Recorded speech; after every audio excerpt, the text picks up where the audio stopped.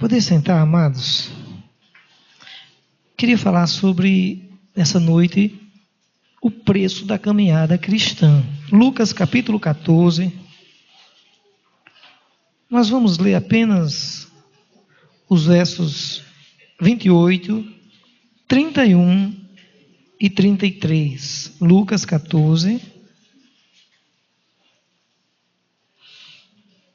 Nós podemos ler, mesmo sentados, mas com toda a reverência, a palavra do Senhor. Se porventura você não viu aqui o telão e não desligou seu celular, por favor, desligue agora ou coloque no silencioso, para que se alguém ligar, não atrapalhe seus irmãos.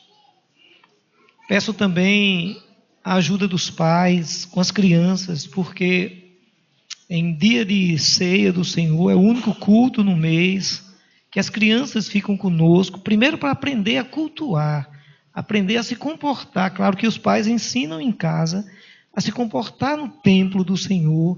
E se alguma criança, porque faz parte, são crianças, né?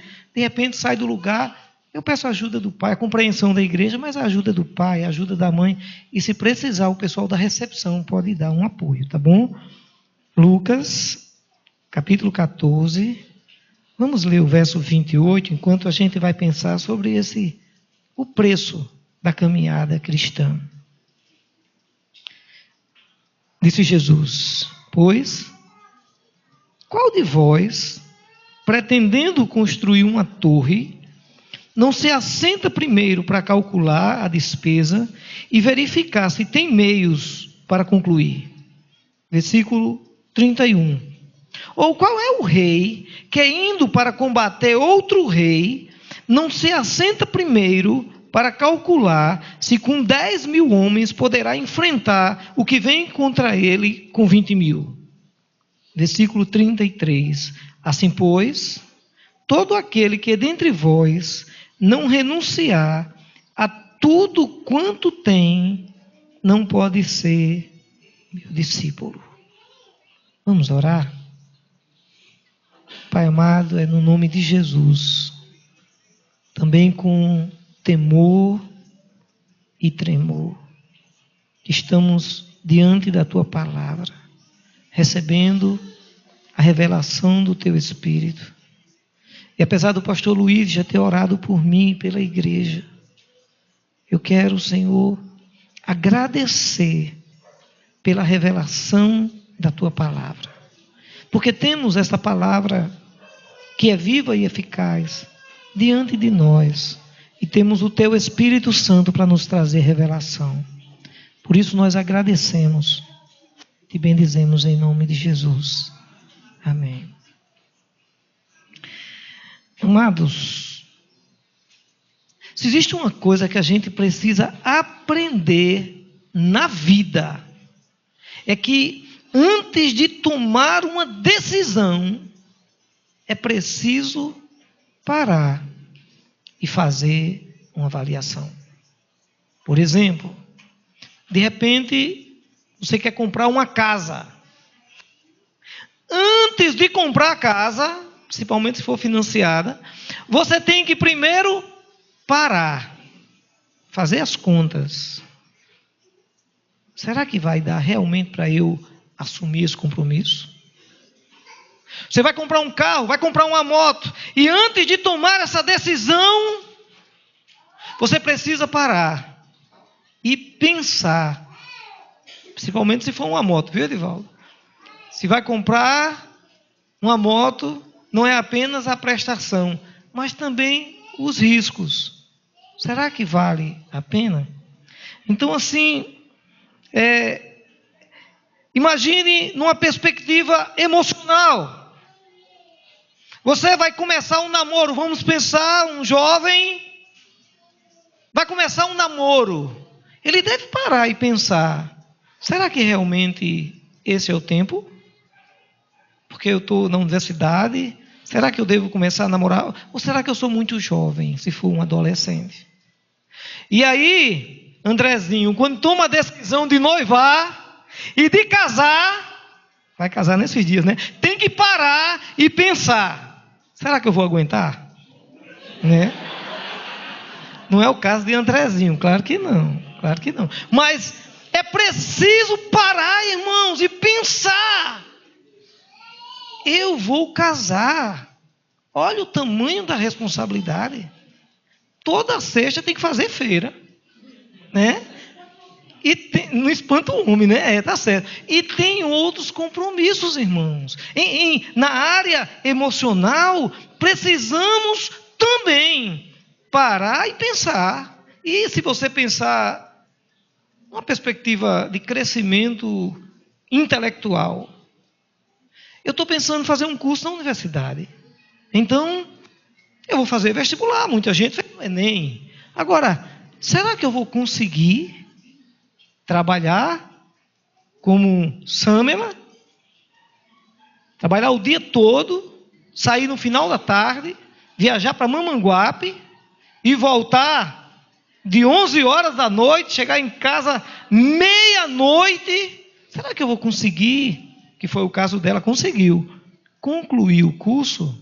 Então tem que parar e avaliar. Ah, mas não, eu vou fazer na universidade particular em João Pessoa. Você vai conseguir pagar a sua universidade? Não, mas eu faço fiéis. Você já fez as contas quando você terminar o curso? Talvez você não sabe, vai estar com uma dívida de 500 mil reais. A verdade, meus irmãos, é que na vida a gente precisa aprender. Antes de tomar uma decisão, precisa parar. Fazer as contas, ver se realmente eu vou aguentar, ver se realmente eu vou conseguir chegar até o fim. Agora, vem comigo. Se na questão material é assim, antes de comprar a casa, ou antes de comprar o carro, tem que parar e fazer as contas. Se na questão emocional é assim, eu vou namorar, eu vou noivar, eu vou casar, tem que parar, pensar, será que é isso mesmo que eu quero? Se numa perspectiva intelectual, será que eu vou conseguir fazer esse curso? Será que esse curso realmente é o que eu quero? Eu tenho que parar, pensar.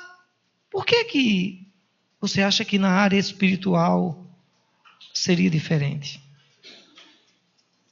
Meus irmãos, a verdade é que na vida espiritual também é assim.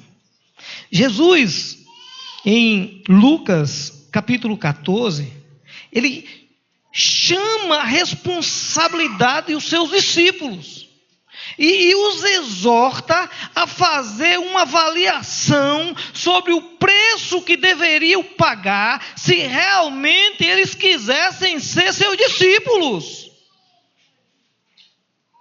Então você que está aqui nessa noite, quem sabe está nos visitando, quem sabe hoje você diz, não, hoje eu vou aceitar Jesus como Senhor e Salvador da minha vida. Por favor, não quero jogar um balde de água fria. Mas não pode, como no caso da compra de uma casa, de um casamento ou de qualquer outra coisa, não pode ser uma decisão emocional. É estranho pensar numa perspectiva de uma fé racional. Mas esta é a verdade. Quando Jesus chama os seus discípulos, e vocês lembram que Jesus disse, se alguém quiser vir após mim, com outras palavras, não é obrigado não. Você vem se você quiser. Agora ele disse, se alguém quiser vir após mim, ou seja, me seguir, ser meu discípulo, ele disse, negue-se a si mesmo. Tome cada dia a sua cruz e siga. Isso no capítulo 9 de Lucas. E aqui ele conta essa parábola. Quem é o homem que vai construir uma torre e primeiro ele não para, ele não faz as contas se realmente vai dar para terminar, com outras palavras, para não passar vergonha. Ou quem é o rei que vai para uma batalha com 10 mil homens para enfrentar um exército maior, sem primeiro parar e fazer as contas? Será que vai dar para mim entrar nessa parada aqui? Exatamente sobre isso ele diz assim, pois todo aquele dentre vós que não renuncia a tudo quanto possui, não pode ser meu discípulo. Por isso, meu irmão e minha irmã, na vida tudo tem um preço. E na caminhada cristã existe um preço a pagar. Por favor, não se escandalize. Eu não estou falando sobre a salvação. Até porque o preço para a minha salvação e o preço também para a sua salvação também é um alto preço. Mas louvado seja o Senhor, porque esse preço já foi pago. O preço pago pela nossa redenção foi nada menos do que o Calvário de Jesus. Enquanto eu preparava essa mensagem, na minha mente vinha aquele filme, né, de Mel Gibson, e eu pensei em passar para a Sâmila, para passar aquela música com aquele filme, toda aquela tortura, tudo aquilo, que é o preço pago pela minha salvação, pela sua salvação. Mas eu lembrei da irmã Maurina, que não consegue ver, que ela baixa a cabeça, e eu decidi não colocar. Mas você sabe, todos nós sabemos que o preço pago foi muito alto. A moeda corrente foi sangue. Sem o derramamento de sangue, diz a palavra, não poderia haver a remissão de pecados. E no céu não entra pecado. No céu entra pecador redimido, lavado e remido pelo sangue de Jesus. Então o preço que foi pago pela minha salvação, pela sua salvação, foi altíssimo. Ele mesmo proveu a expiação. E esta é a verdade dura, mas real. Jesus morreu na cruz por mim. Ele morreu por você. 1 Timóteo capítulo 6, versículo 20. Eu vou ler aqui com Sâmela. 1 Coríntios, Sâmela, 6, 20. É um texto que traz esta revelação de maneira explícita, de maneira muito clara, mostrando o preço. Porque, irmãos, saiba disso, fostes comprados por preço. Diga para o irmão que está do seu lado, você foi comprado por preço. Agora, pois, glorificai a Deus no vosso corpo. Vamos para 1 Timóteo capítulo 2, versículos 5 e 6. Meus irmãos, o preço que foi pago para a minha salvação, pela minha salvação e pela sua salvação, foi muito alto. Jesus morreu para nos salvar. Ele morreu, derramou o seu sangue para nos remir, para nos dar oportunidade de vida eterna. Vou chegar perto aqui para ver se é a irmã Magna. Meu Deus, chega aqui, minha filha, me perdoe. Eu não podia deixar de dar um cheiro nessa irmã, meu Deus. Meus irmãos, olha, a revelação, Timóteo diz, porquanto há um só Deus e um só mediador entre Deus e os homens, Cristo Jesus, homem, o qual a si mesmo se deu em resgate por todos, testemunho que se deve prestar em tempos oportunos. 1 Timóteo capítulo 2, versículos 5 e 6. Todos nós sabemos, todos nós conhecemos essa palavra e esta revelação, que Jesus, ele pagou um alto preço para nos salvar. Agora, diante de tão grande salvação, Como disse Paulo escrevendo aos Coríntios, capítulo 6, versículo 20, glorificai a Deus no vosso corpo, na nossa vida, na vossa vida. Sabe, irmãos, uma vez que foi pago um preço tão alto e um culto de ceia, essa é a grande perspectiva que o Senhor nos deixou, a mesa, a ceia do Senhor, para que esse memorial nós jamais esquecêssemos, porque o pão representa o corpo de Cristo, que foi, diz o profeta Isaías, moído pelas nossas iniquidades. O castigo que nos traz a paz estava sobre ele, e pelas suas pisaduras fomos sarados. O seu sangue foi derramado, e nessa noite, aqui representado por esse suco de uva, o seu sangue foi derramado para nos remir, porque se confessarmos os nossos pecados, Ele é fiel e justo para nos perdoar os pecados e nos purificar de toda injustiça. Através do seu sangue é que nós temos, como diz o apóstolo Paulo escrevendo aos Coríntios, a nossa eterna aliança do seu sangue. Sabe, irmãos, uma vez que foi pago um preço tão alto para a nossa salvação, agora, entendendo isso e conhecendo essa verdade, eu não posso levar uma vida de qualquer maneira. Há um preço para que eu consiga trilhar esse caminho. A vida cristã, entendendo o preço altíssimo que foi pago, aqui representando o corpo e o sangue de Jesus, não posso levar uma vida cristã, irmãos, de qualquer maneira. Então, quando eu vou decidir ser crente, espero que não tenha sido o seu caso, porque o pastor chamou na frente, você foi sem saber exatamente o que estava fazendo, e chegou aqui, ele orou com você, né? E você entendeu que Jesus morreu pelos seus pecados, e você leva uma vida a partir daqui, sabe? Não, Jesus já morreu, Ele já me salvou, e eu levo uma vida qualquer. Irmãos, primeiro, pare. Faça uma avaliação sobre a sua caminhada, e eu faço uma avaliação sobre a minha caminhada. Ser um verdadeiro cristão é diferente, irmãos, porque na vida tudo tem um preço.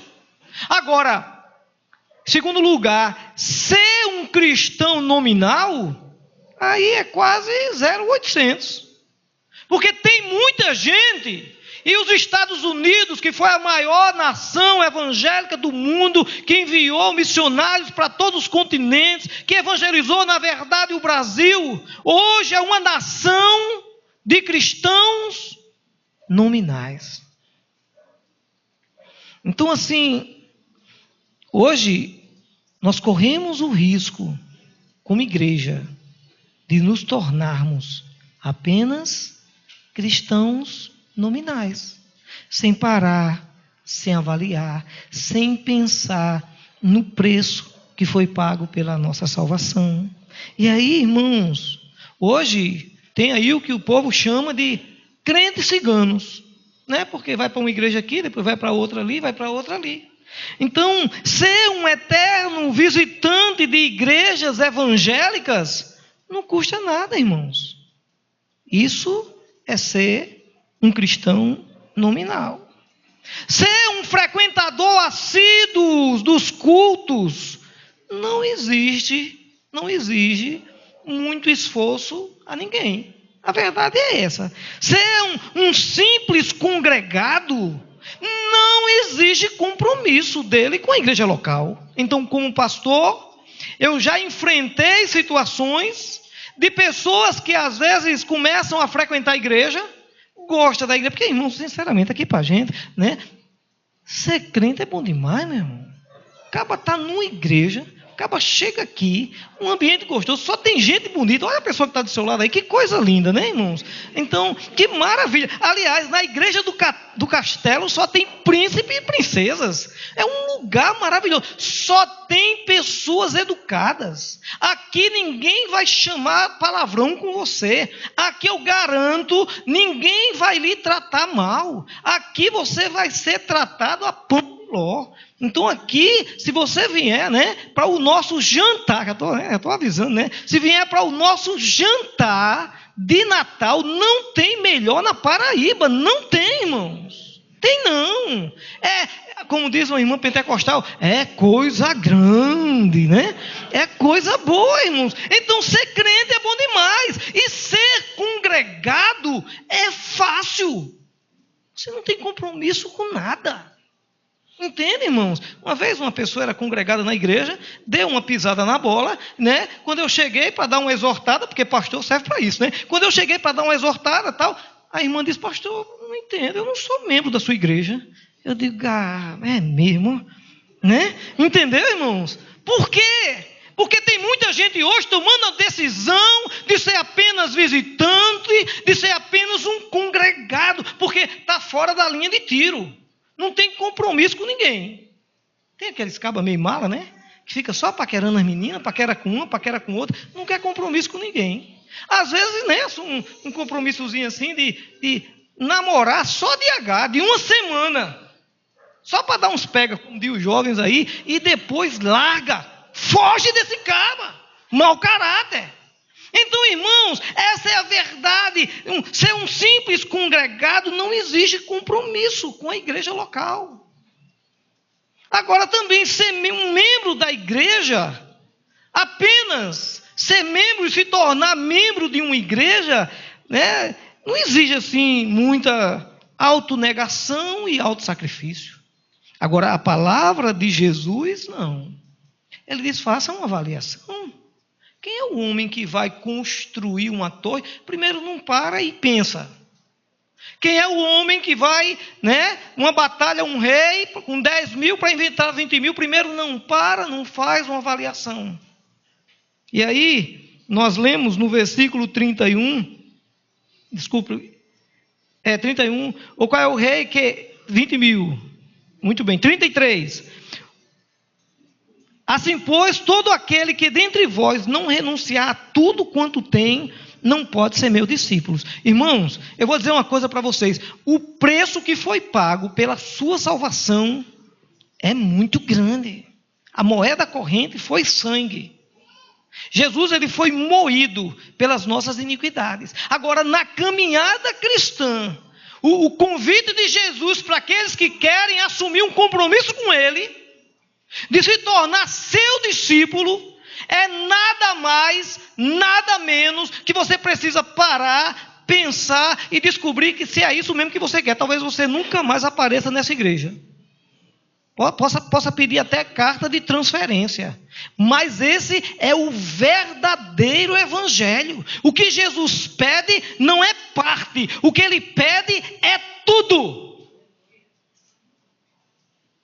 Todo aquele que dentre vós não renuncia a tudo quanto tem, não pode ser meu discípulo. Por favor, não estou falando de dízimos e oferta para você não sair antes de terminar o culto. Fica frio aí. Meus irmãos, a verdade é que o Senhor nos chama para parar, para fazer uma avaliação, para tomar uma decisão de ser seu discípulo, não apenas por um momento emocional, mas por uma decisão racional. Então, no dia 20, nós teremos batismos. Tiago, esse menino bonito aqui, fica aí, Tiago, em pé. Tiago, não. Alisson. Olha que menino bonito aí. Mais um dos príncipes do castelo. Vira aí para trás. Esse menino, é isso aí, pai. Muito bem. Pensa que é fácil, irmãos? Pensa que é fácil tomar essa decisão? Não. Tem muita gente aí que não tem coragem de tomar essa decisão. É quase como um curso de engenharia mecânica. Entra 40, só se forma 2. A verdade irmãos, é que tem muita gente caminhando, sabe o preço que foi pago pela sua salvação, mas não está disposto a assumir um compromisso, a tomar uma decisão, a negar-se a si mesmo. Inclusive, se você ainda quiser se batizar, ainda dá tempo. Dia 12, que é o próximo sábado, a gente vai ter um aulão aqui no Data Show, com todas as aulas necessárias para o batismo. Vou fazer, é hora da revisão. Olha aí, quem sabe hoje você toma a sua decisão. Mas a verdade, o batismo é dia 20, tá bom? A verdade, irmãos, é que o Senhor nos chamou para sermos seus discípulos, para assumirmos um compromisso sério, para parar, para avaliar e dizer, sim, é exatamente isso que eu quero na minha vida. E aí você lembra, por exemplo, olhando para a palavra de Deus, de Herodes. Eu não sei se você já estudou um pouco sobre a biografia de Herodes. Meu amigo, Herodes, o rei Herodes, ele gostava de ouvir João Batista. Pensa como ele gostava de ir no culto e ouvir o pregador. É como se tem muita gente hoje que gosta de ir para o culto e ouvir o pregador, e tem igrejas que são cheias, porque fala de prosperidade, essas coisas. Então tem gente que gosta. Mas quando João Batista disse a ele que precisava ele abandonar Herodias, quem era Herodias? A mulher do seu irmão.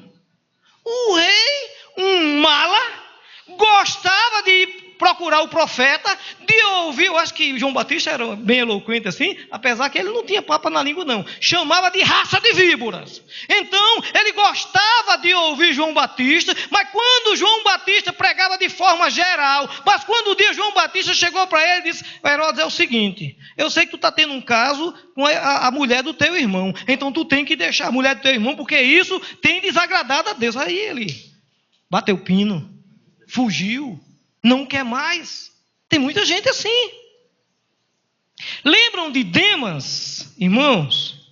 Demas, ele se converteu, entregou a vida para Jesus, se tornou até auxiliar de missionário, trilhou alguns caminhos com Paulo, mas 2 Timóteo 4,10, por favor, 2 Timóteo 4,10 nos traz uma revelação sobre, entre aspas, o irmão Demas. Vamos ver o que aconteceu com ele. Paulo está escrevendo a Timóteo e diz, olha Timóteo, porque Demas, tendo amado o presente século, me abandonou e se foi para Tessalônica. Crescente foi para a Galácia. Tito para Dalmácia. Agora, Crescente e Tito, tudo leva a crer que estava na obra missionária. Agora, Demas, qual foi o problema dele? Amou o presente século. Tem muita gente que não se converte, que ouve a palavra de Deus, como o rei Herodes, que entende, que compreende, sabe o preço que foi pago na cruz pela sua salvação, mas não assume um compromisso. Não recebe Jesus, porque tem muita gente que quer Jesus apenas como Salvador da sua vida. Mas ele veio e morreu na cruz para ser não apenas o meu Salvador, não apenas o seu Salvador, mas para ser o meu Senhor, para ser o seu Senhor. Entender que ele morreu na cruz para salvar o mundo, é só ler João 3,16, que Deus amou o mundo de tal maneira que deu seu Filho unigênito para que todo aquele que nele crê não pereça, mas tenha a vida eterna. É muito abrangente. Agora, a questão é pessoal.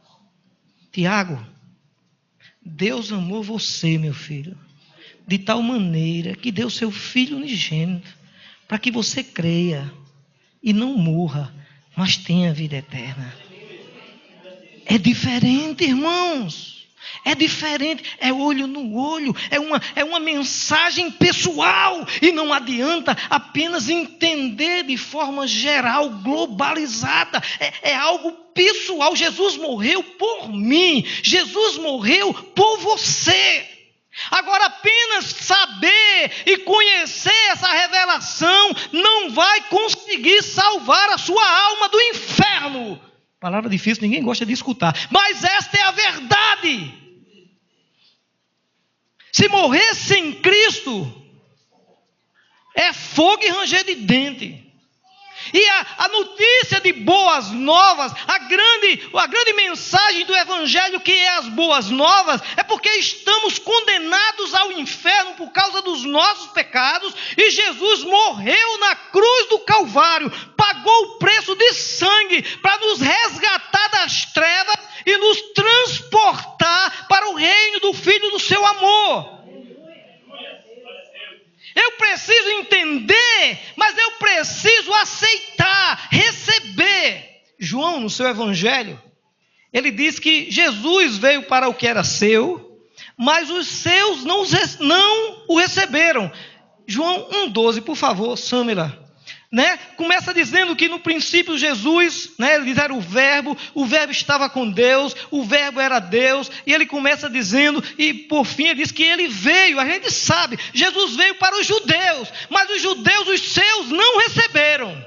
Aí no versículo 12, está aqui, versículo 12, mas a todos, quantos o receberam, preste atenção na revelação, deu-lhes o poder de serem feitos filhos de Deus, a saber, aos que creem no seu nome. Entenda, tem gente que diz, não, todo mundo é filho de Deus. Não, eu gostaria de dizer, todo mundo é filho de Deus. Eu estava até um dia andando no centro, e uma pessoa disse, Moraes, criatura de Deus. Criatura não, eu sou filho, porque a todos quanto o receberam, e eu já recebi Jesus como meu Salvador e como meu Senhor. A todos quanto receberam, deu-lhes o poder, porque não era, deu-lhes o poder de serem feitos.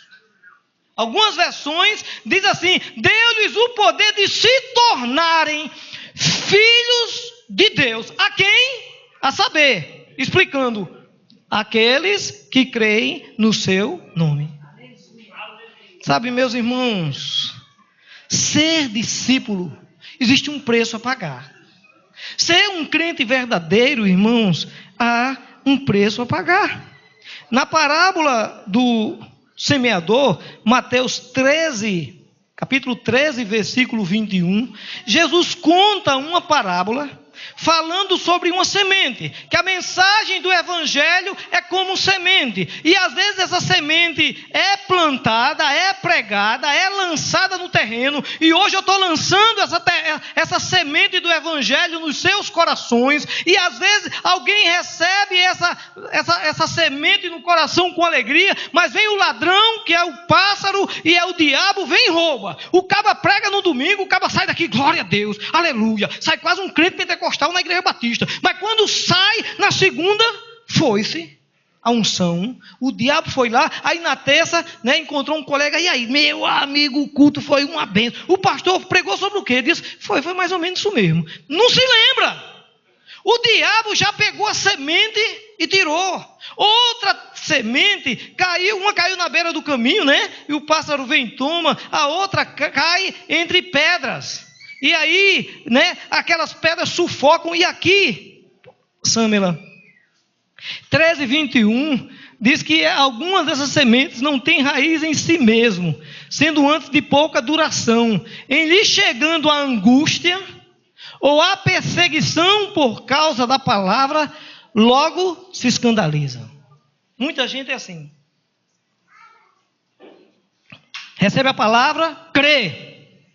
Glória a Deus, aleluia, eu recebi, eu entendi, eu compreendi, a revelação desceu ao meu coração, sai daqui quase flutuando, mas quando o nó aperta, quando o caba fica desempregado, quando vem uma crise na família, quando vem uma crise financeira, quando os problemas, meus irmãos, aí o cara, meu Deus, se desvia, se afasta, vai embora. Alguns, como Demas, amam o século, amam o mundo, as coisas que o mundo oferece. Tem gente que nunca vai ser crente porque gosta de tomar uma cervejinha. Tem gente que nunca vai se tornar um crente verdadeiro e fiel porque é envolvido com prostituição. Tem gente que não aguenta e nem quer e nem deseja assumir um compromisso com Jesus porque não abre mão dos seus pecados.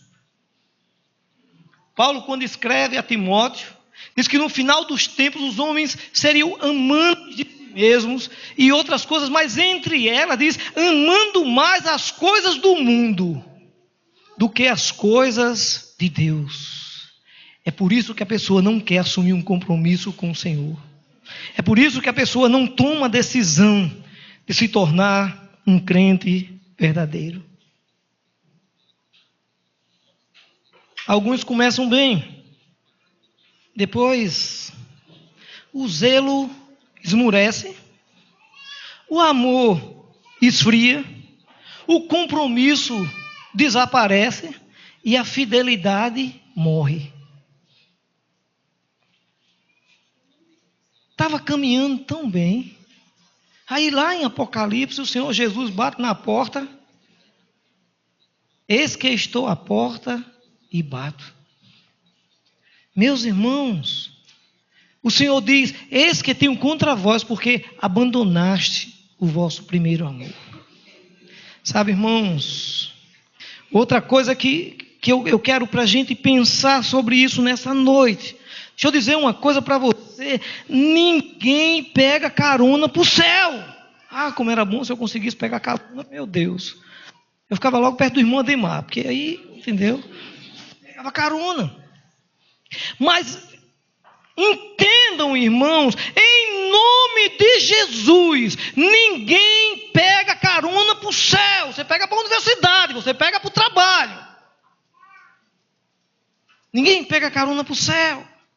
Então, às vezes, tem um marido que é uma bênção, um homem de Deus, um servo fiel, alguém que tem compromisso com o Senhor, envolvido com a igreja do Senhor, trabalhando na obra do Senhor.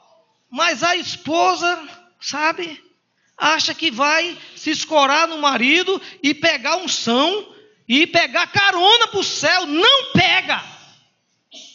Às vezes é o contrário, né? Na maioria das vezes. A mulher que é crente, uma crente fiel, que anda na presença da equipe de oração, envolvida com a obra e tal, o marido só fica ali, sabe, pegando carona. Irmãos, ninguém pega carona. Há um grande perigo. E eu tenho filhos praticamente criados no Evangelho. Há um grande risco, porque os filhos, sobretudo filhos crentes, que caminham com o pai. Aliás, meus filhos foram criados na igreja. Eles sabem da minha história de pecado, quando eu conto um testemunho aqui e ali. Escuta algumas histórias, né, pregressas do passado. Mas não viram o pai bêbado.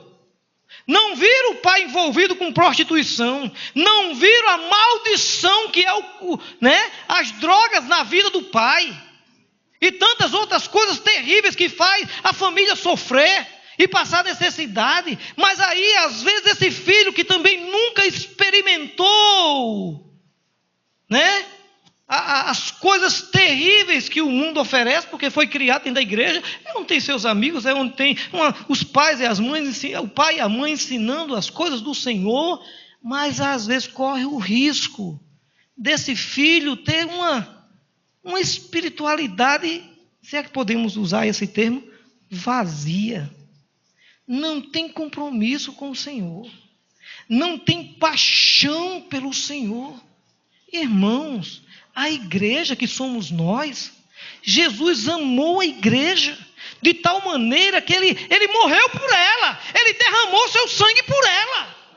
E como é que eu posso ser um crente que sou meio assim, não estou afim de ir para o culto, não, querendo assistir televisão hoje, não, sei lá, sabe, eu já fui tanto para a igreja, assim, às vezes, filhos que vêm quase que arrastados pelos pais, que ficam com raiva dos pais, porque os pais, às vezes, querendo o bem deles, claro, forçam o filho a vir para a igreja, Mas o filho não está nem aí, não quer compromisso com a igreja, não quer compromisso com o Senhor, não tem vida de oração, não tem vida consagratória, não de consagração, não tem nada, não lê a Bíblia, porque ele acha que vai pegar carona com o pai ou com a mãe. E eu quero dizer que ninguém pega carona espiritualmente falando, irmãos.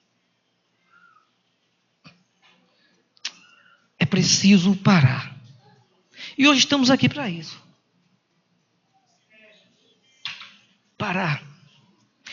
Calcular o preço certo. E tomar uma decisão. Será que eu quero realmente ser discípulo de Jesus ou não? Será que eu quero realmente assumir um compromisso com o Senhor? Ou eu quero só levar uma vida religiosa? Sabe, irmãos, é hora de sentar e fazer as contas. Nós já estamos concluindo. E o Senhor diz: qual de vós, querendo edificar uma torre, não se assenta primeiro a calcular as despesas para ver se tem com que acabar?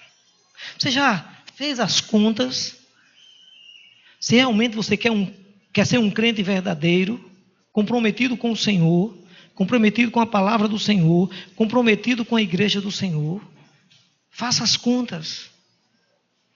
É isso mesmo que você quer?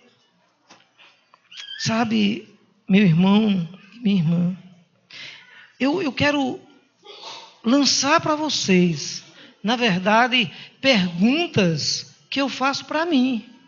Eu não estou perguntando para vocês, nem você precisa me responder, mas são questionamentos que eu faço a mim mesmo.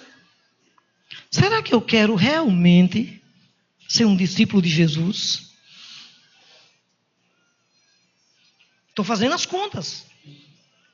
Quais as vantagens e desvantagens de se tornar um cristão verdadeiro? Porque na perspectiva de alguém, pode ser que a pessoa diga: não, tem algumas vantagens. Eu vou para a igreja, né?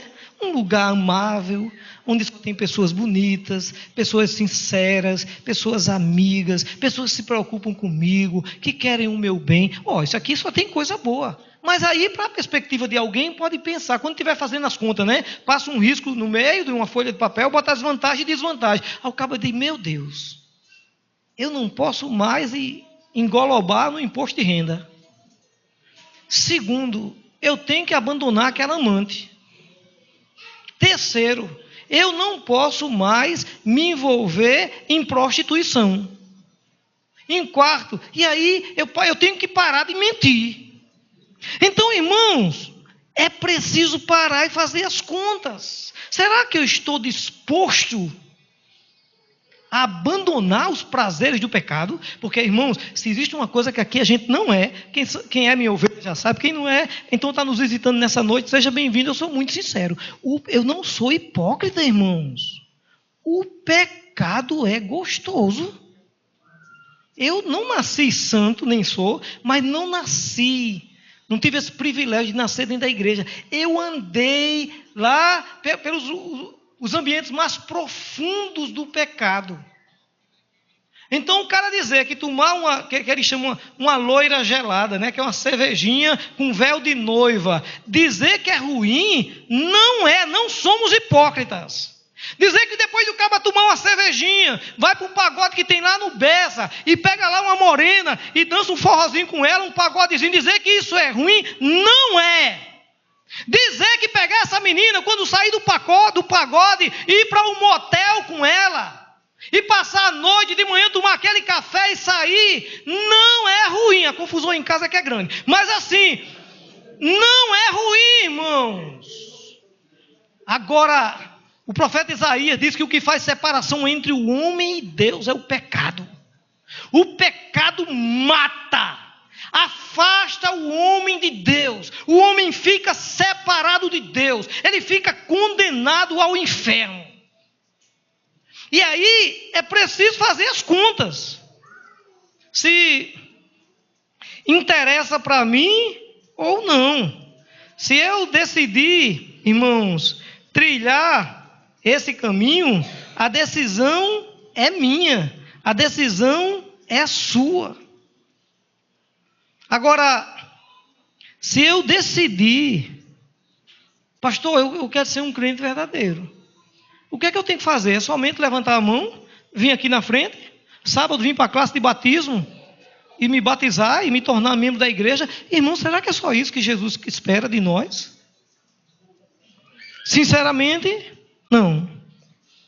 Então, a pergunta é, será que a partir daí é só eu vir para os cultos de oração na terça, culto jovem no sábado, no domingo, ser assíduo e frequente nos cultos e dar o meu dízimo?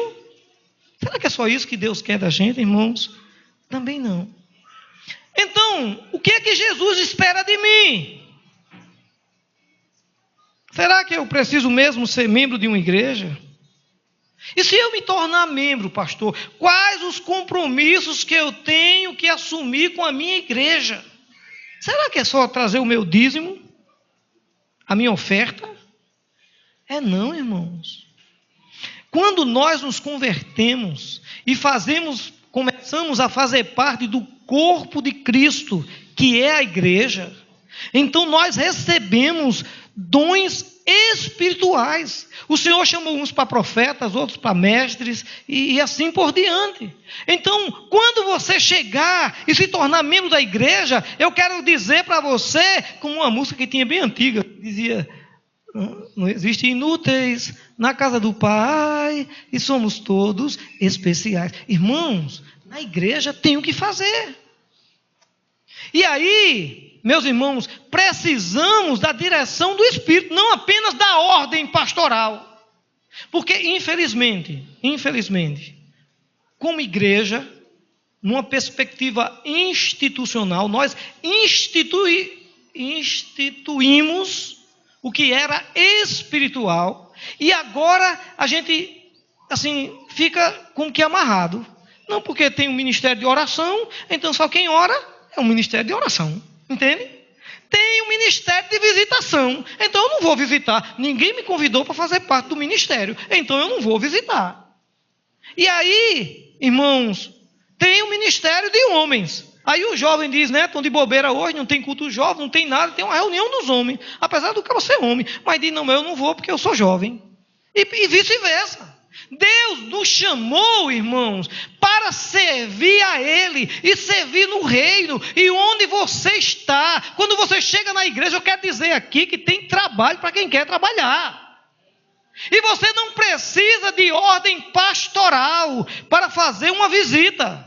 Irmãos, há muitas necessidades.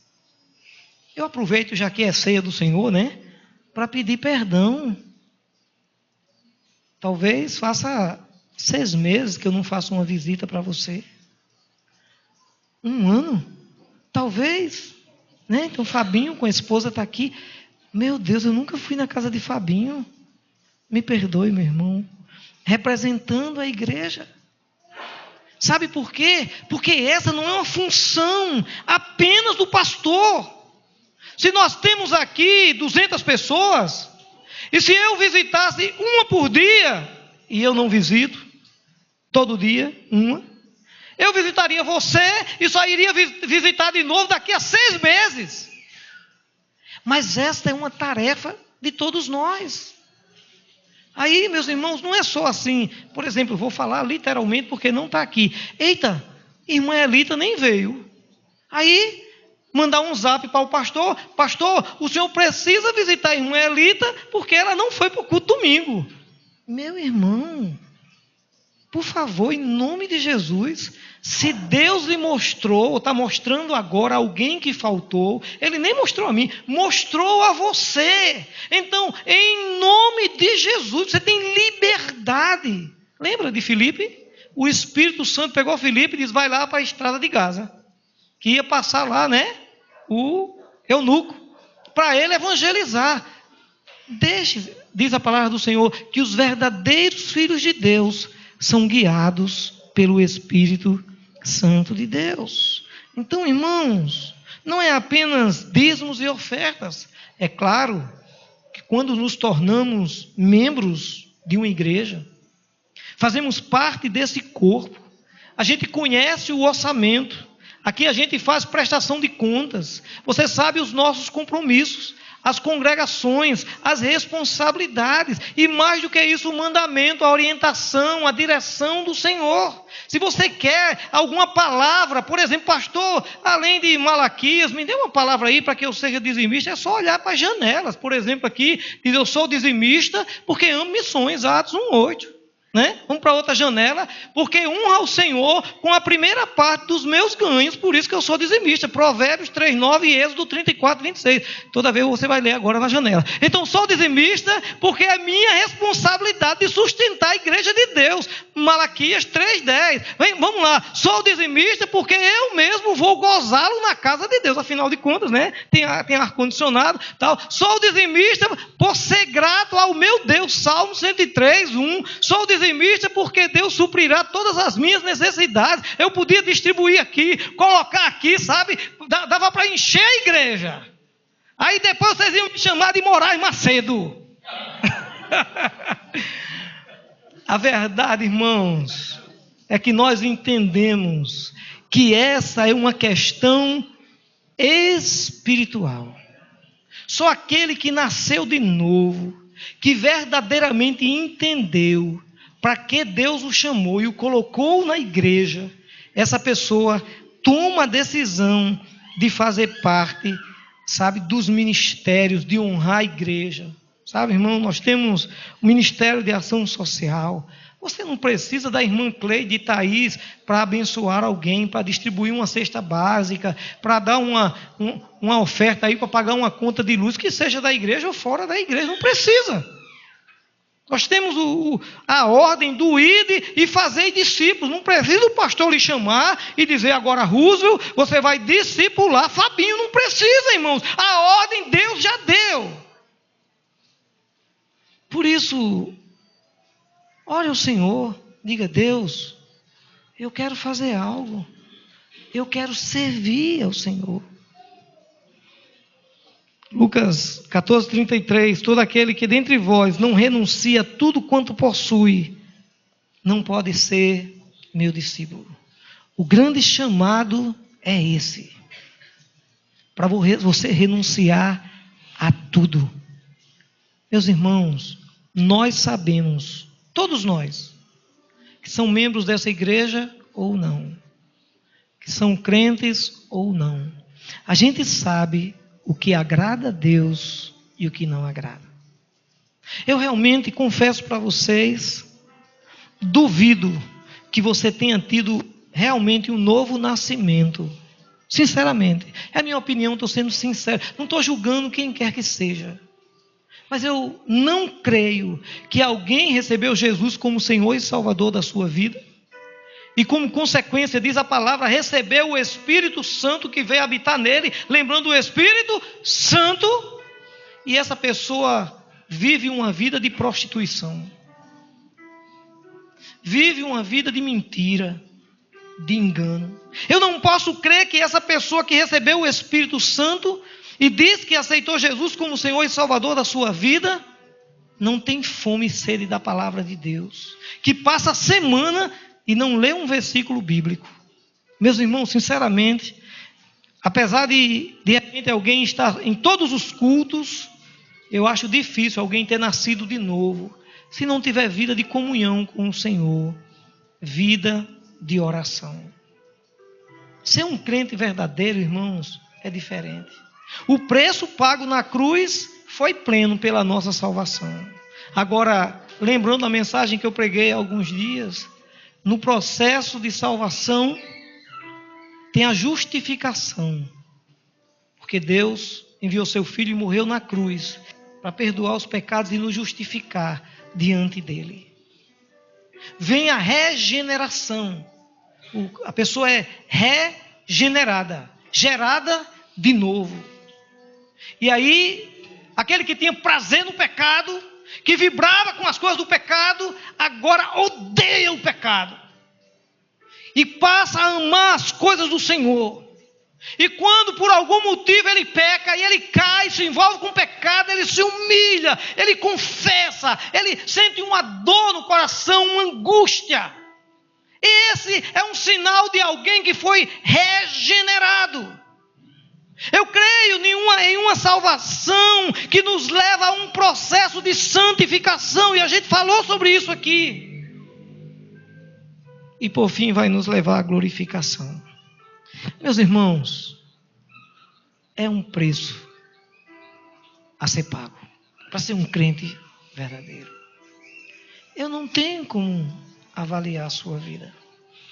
Na verdade, quando nós estamos diante da mesa do Senhor, 1 Coríntios capítulo 11, o apóstolo Paulo está ministrando para a igreja.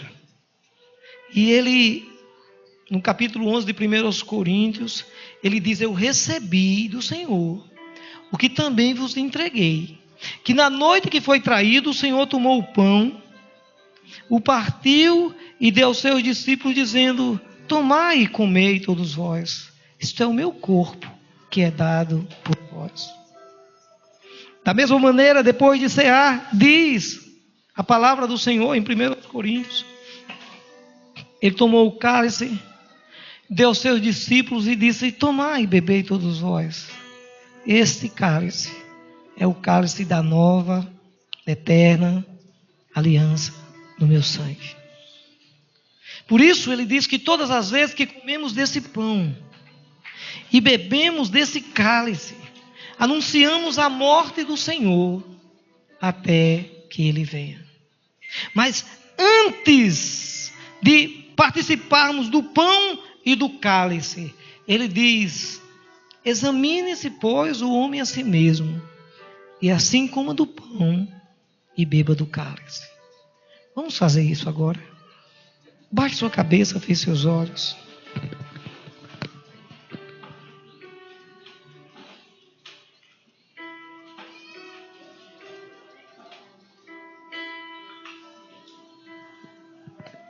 Ah, Senhor, é hora de fazer as contas. O preço pago pela minha salvação, pela nossa salvação, foi tão grande. E não podemos negligenciar tão grande salvação. E o preço por ser um cristão verdadeiro não é fácil, Senhor.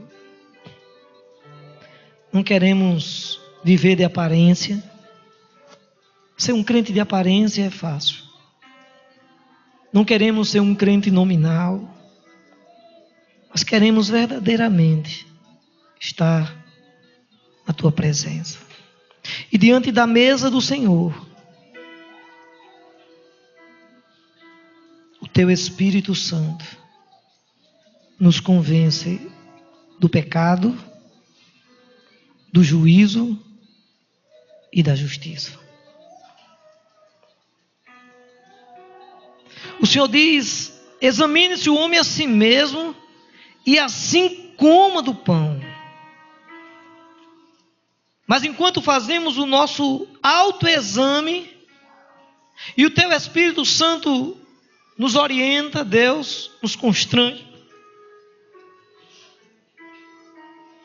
queremos pedir perdão ao Senhor. Se pecamos contra o Senhor, se pecamos contra a igreja do Senhor, se pecamos contra o nosso irmão, tem misericórdia de nós, Senhor. Perdoa os nossos pecados. A Tua palavra diz que aquele que confessa e deixa alcançará misericórdia. Não queremos aqui confessar os nossos pecados para amanhã pecar de novo, Senhor. Pedimos que o Teu Espírito Santo nos conduza a uma vida de santidade na Tua presença, para a honra, glória e louvor do Teu nome. Nos perdoa, nos purifica, nos lava como em sopo. Ficaremos mais brancos do que a neve. Queremos ser crentes verdadeiros, não crentes nominais, conscientes do nosso chamado e do preço que foi pago na cruz. Em nome de Jesus. Amém.